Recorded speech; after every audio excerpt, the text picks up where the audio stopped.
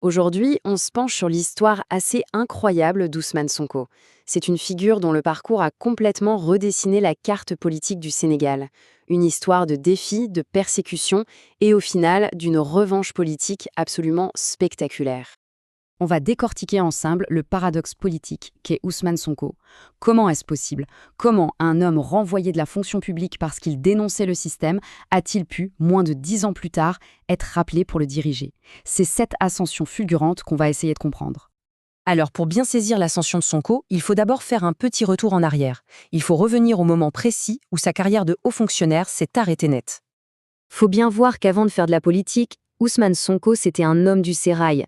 Inspecteur principal des impôts, diplômé de l'ENA sénégalaise, bref, il était reconnu pour son expertise. Il a même fondé et dirigé le syndicat des agents des impôts, le SAID, dès 2005.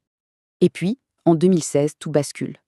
Il commence à sortir dans les médias, il accuse ouvertement le régime du président Macky Sall de mauvaise gestion, de fraude fiscale. La réponse du pouvoir ne se fait pas attendre. D'abord une suspension en juillet, et puis le couperet tombe. Le 29 août 2016, il est radié de la fonction publique. Fini. Sa carrière dans l'administration est terminée. Officiellement, la raison, c'est un manquement à l'obligation de discrétion professionnelle. Mais bon, pour Sonko et ses partisans, le message est limpide. Voilà ce qu'il en coûte de dénoncer le système de l'intérieur.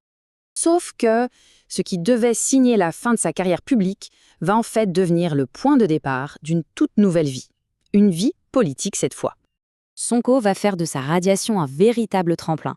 Il s'appuie sur son parti, le PASTEF, qu'il avait fondé en 2014, et il canalise le soutien populaire. Un an à peine après son renvoi, il est élu député. Et puis en 2019, il vise la présidentielle, et là, il crée la surprise. Il récolte plus de 15% des voix.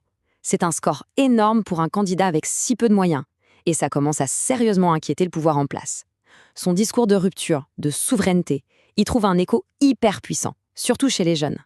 Forcément, cette montée en puissance, elle ne plaît pas à tout le monde. Et c'est là que les ennuis commencent. Une pression judiciaire et politique très intense qui va s'abattre sur lui pour essayer de le mettre hors jeu.